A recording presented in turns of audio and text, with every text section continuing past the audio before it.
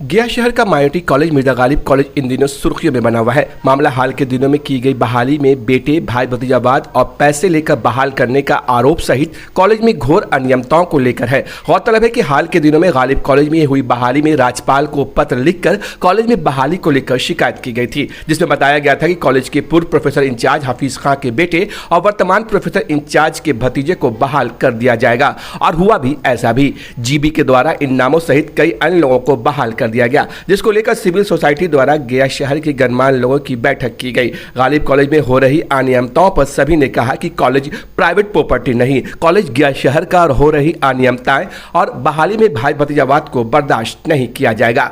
बैठक में शामिल लोगों ने कहा कि पिछले कई सालों से Mirza Ghalib college GB committee अपने कारनामों को लेकर सुर्खियों में है। जीबी के कार्यों से कॉलेज की छवि बदनाम हो रही है। बैठक में शामिल लोगों ने सवाल उठाया कि मिर्जा गालिब कॉलेज में अवैध तरीके से जीबी को डिसॉल्व किया गया और फिर नई कमेटी का गठन कर दिया गया। इस मामले में गया शहर के मशहूर डॉक्टर हामिद ने कहा कि कॉलेज को बर्बाद कर दिया गया है। उन्होंने कहा कि सचिव द्वारा जीबी को कब डिसॉल्व किया जाता है और कब नई जीबी गठित कर दी जाती है पता ही नहीं चलता। उन्होंने कहा कि सचिव शब्बी शमशी के डिक्टेटरशिप चल रही है। उन्होंने मांग की कि कॉलेज में जल्द से जल्द इलेक्शन हो। उन्होंने कहा कि 2002 के बाद कॉलेज में इलेक्शन नहीं हुआ है और यह इलेक्शन जनता के बीच में होना चाहिए।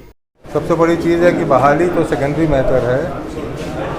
बात तो हकीकत है कि कॉलेज की वेरी एग्जिस्टेंस आज के दिन में एट स्टेक्स है। इसको कहने में हमें कहीं पर से भी, और ये बात कहीं ना कहीं पर से जब निकली है कि मैं इस स्कूल कॉलेज को बर्बाद कर दूंगा, हैंड ओवर कर दूंगा।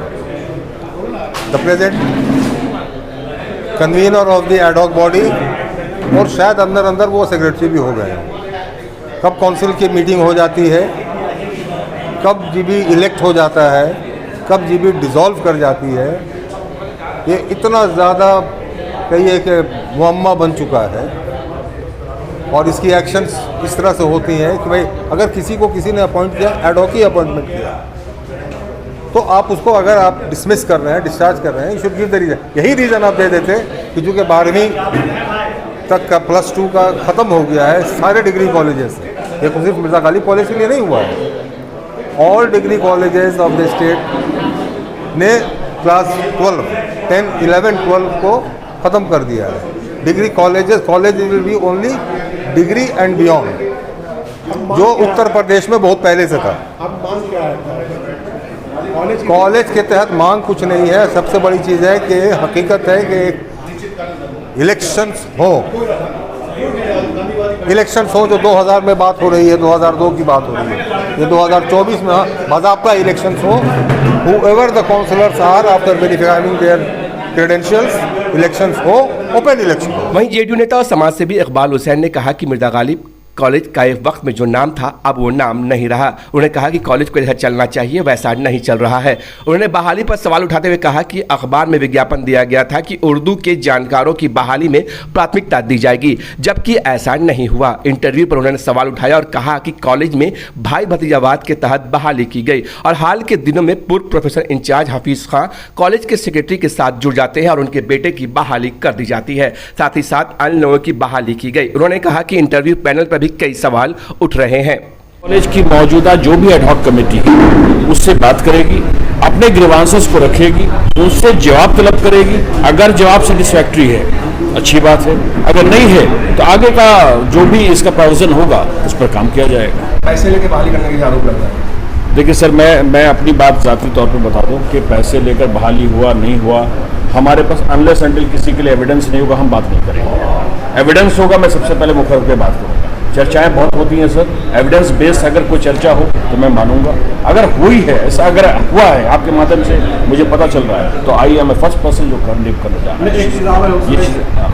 कि जो बहाली का इश्तिहार निकाला गया था उसमें कहा गया था कि बहाली का जानकार होना जरूरी है, उसी को तरजीह दी जाएगी। देखिए, होना ये चाहिए कि जब आपने इश्तिहार निकाल दिया तो उस इश्तिहार के तर्ज पर ही बहाली हो। मैंने अपनी ज़िंदगी में बहुत इंटरव्यू लिया, लेकिन इंटरव्यू का जो प्रोविज़न होता है उसमें एक डेलीगेशन पहले से नॉमिनेट होता है कि कौन इंटरव्यूअर है, कौन इंटरव्यू लेने जा रहे हैं। पहले तो उनकी क्रेडिबिलिटी डॉट्स में इंटरव्यू लिया किसने उनको अपॉइंट किया इंटरव्यू लेने के लिए। अगर अपॉइंट हुआ है, ये पैनल्स हैं और इसी पैनल के लोग इंटरव्यू लेंगे, तो वो पैनल्स में ये बताएं कि सबसे डिजर्विंग कैंडिडेट हफीज़ खां साहब के साहबजादे थे, सबसे डिजर्विंग कैंडिडेट वो थे, तो उनकी क्या क्वालिफिकेशन मार्क्स थी वो सार्वजनिक किया जाएगा। अगर कॉलेज सार्वजनिक करने में सक्षम है तो कोई इश्यूज नहीं है, अगर सक्षम नहीं है तो डाउटफुल रहेगा ही ना।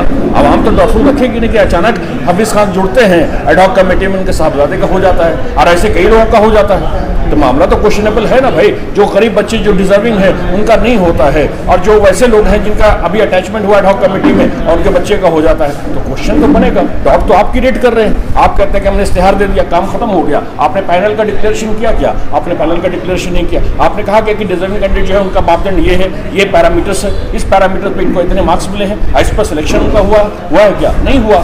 जब नहीं हुआ तो क्वेश्चन तो होगा, अब क्वेश्चन पर आपको जवाब भी देना पड़ेगा, यू मस्ट रिप्लाई, क्योंकि ये चीज़ें किसी एक का खास प्रॉपर्टी नहीं है ना, ये आवाम की चीज़ है, आवाम की मिल्कियत है, आवाम के बच्चे जाते हैं, हमारे कम्युनिटी के बच्चे जाते हैं, जो हमारी कम्युनिटी के लोग जाएंगे वो तो पता करने की कोशिश करेंगे ना।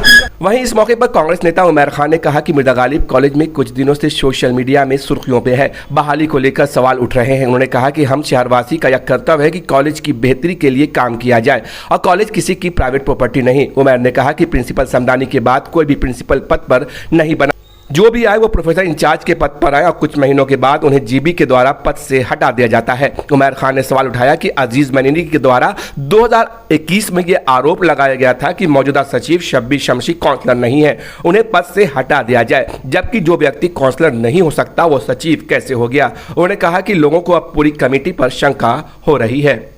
इरेगुलरिटीज़ जो हैं पूरी आवाम परेशान है, ऐसा नहीं, पिछले 15-20 दिनों से तमाम लोग ये डिस्कशन कर रहे थे और यहाँ तक सवाल ये कर दिया कि भाई आप लोग एक माइनॉरिटी कम्युनिटी का एक इदारा है जहाँ पे मुस्लिम बच्चियाँ तालीम हासिल करती थी, उस इदारे में बहुत सारी इरेगुलरिटीज़ है, करप्शन है, उस इशू पर आप लोग अपनी आवाज़ क्यों नहीं उठाते? तो फिर अल्टीमेटली मैं कल रात में वापस आया और आज शाम में कुछ लोगों को मैंने खुद से फ़ोन किया कि बैठ के हम लोग आपस में राय मशवरा करें बेहतरी के लिए। मैं किसी इंडिविजुअल के ख़िलाफ़ कभी लड़ाई नहीं लड़ता हूँ, मैं वहाँ जो चल रहा है उसके ख़िलाफ़ लड़ाई लड़ रहा हूँ, लड़ाई शुरू करूँगा। और जिस तरह की बातें मुझे पता चली हैं, जैसे अभी बताया इन्होंने, LAGB के मेंबर थे, इतना इस लेवल पे करप्शन हो रहा और हम खामोश क्यों बैठे रहे? ये इदारा किसी का पर्सनल प्राइवेट प्रॉपर्टी तो है नहीं। और दूसरी एक बात ये है कि जो अभी सोशल मीडिया पे ऐड जो इनका वायरल हुआ है कि प्रेफरेंस दिया जाएगा, ये हफीज़ खान ने ऐड निकाला या जिसने भी निकाला है, जिनको उर्दू की जानकारी है। तो मैं ये सवाल करता हूँ कि जितने लोगों का अभी हुआ है उनको उर्दू की जानकारी है, और फिर माइनॉरिटी का इदारा है, मुझे कहाँ मिलेगी नौकरी जब एकदम बिल्कुल इस तरह से आप करेंगे। और एक सवाल ज़रूर है, मैं आपके माध्यम से मैनेजमेंट से पूछना चाहता हूँ कि आखिर अभी पता चला कि समदानी साहब के बाद मिर्ज़ा गालिब कॉलेज में कोई फुल फ्लेजेड प्रिंसिपल नहीं बैठता। फॉर द टाइम बीइंग जिसको पसंद आता है वो क्या प्रोफेसर इंचार्ज बना के बैठते हैं, और जब तक अपना स्वार्थ सत्ता है वो कुर्सी पे रहते हैं, फिर दूसरे आदमी को बैठा दिया जाता है। आखिर वजह क्या है? ये भी पता चला बाइलॉज में ये लिखा हुआ है कि जीबी का टेन्योर 4 साल का होना चाहिए।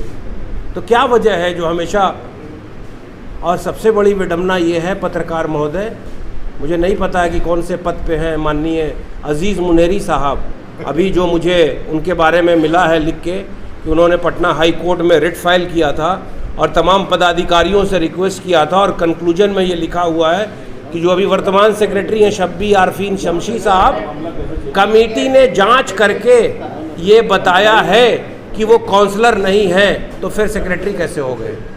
तो बहुत सारी चीज़ है। तो मेरा सिर्फ डिमांड ये है मैनेजमेंट से, हम आपके माध्यम से ये कहना चाहते हैं कि अगर कम्युनिटी के मेजॉरिटी लोगों को शंका है और भय का माहौल आपने बना रखा है कि कोई आदमी आपके ख़िलाफ़ अगर किसी के ऊपर अत्याचार हो रहा है तो आवाज़ ना उठाए, हम तो सिर्फ डिमांड उनसे ये करते हैं कि जो भी काउंसलर हैं उनका फ़िज़िकल वेरिफिकेशन करवाएं कि वो कौन लोग हैं। और ये भी डिमांड है, उमर खान खुद के लिए डिमांड नहीं करता, मैं आपके माध्यम से बोल रहा हूँ, मगर ये ज़रूर चाहता हूँ कि हमारे साथ का या हमारे बाद वाला जनरेशन जो पढ़ा लिखा तबका है, अलग अलग मकतब फ़िक्र का है, एक प्रावधान लाया जाए, वैसे 30 से 40 लोगों को वहाँ काउंसलर बनाया जाए कि इस तरह का, जब अच्छे लोग होंगे तो इस तरह का मामला कॉलेज में नहीं होगा। जो कॉलेज एक विजन के तहत हमारे आबा अजदाद ने बनाया था, किसी की प्राइवेट प्रॉपर्टी नहीं। वहीं कॉलेज की पूर्व सचिव शाहजहां अनवर ने कहा कि सचिव द्वारा गलत तरीके से जीबी को डिसॉल्व किया गया। उन्होंने कहा कि माइनॉरिटी कॉलेज काउंसलर की मीटिंग की जानकारी अखबार में निकाली जाती है। उन्होंने कहा कि हाल के दिनों में कमेटी को भंग किया गया, जबकि काउंसलर की मीटिंग में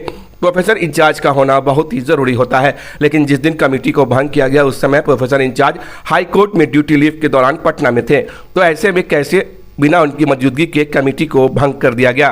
कमेटी काम कर रही थी गवर्निंग बॉडी, उसको गलत तरीके से डिसॉल्व कर दिया गया पेपर पर काउंसिल की मीटिंग दिखला के। बाय लॉज ये कहता है कि ईच एंड एवरी काउंसिलर को 15 दिन पहले आपको under certificate of posting information देना होगा कि इतने तारीख को काउंसिल की मीटिंग होने जा रही है, एक चीज़। दूसरा है कि आपको अखबार के ज़रिए कम्युनिक निकाल के ख़बर करना होगा कि फ़लाँ तारीख को इतने बजे से काउंसिल की मीटिंग होने जा रही है। तीसरा सबसे इम्पोर्टेंट पहलू है काउंसिल के मीटिंग के लिए कि प्रोफेसर इंचार्ज और principal is the ex officio member of the council. वो प्रीमिसेस के मालिक हैं प्रोफेसर इंचार्ज, उनका प्रेजेंस रहना अति अनिवार्य है उस काउंसिल के मीटिंग में। अब 5/3/24 को जो काउंसिल की मीटिंग दिखला रहे हैं, उस दिन then professor in-charge honourable high court में अपने मुकदमा को अटेंड कर रहे थे, आपके ड्यूटी लीव लेके। और ड्यूटी लीव भी कौन दे रहे हैं? यही सेक्रेटरी सब्बी आरफिन शमसी, और प्रोफेसर इंचार्ज नहीं है, आप काउंसिल की मीटिंग दिखला दे रहे हैं। तो अगर इस तरह के अन्याय होगा तो हम तो मुकदमा भी कर चुके हैं। वहीं इस मामले में मिर्जा गालिब के सचिव शबी शमसी ने कहा कि सारे आरोप बेबुनियाद हैं। उन्होंने कहा बहाली में बेहतर कैंडिडेट्स को बहाल किया गया है। वहीं जीबी के प्रेसिडेंट अजीज मनेरी ने बयान जारी कर कहा वायरल पत्र फर्जी हैं।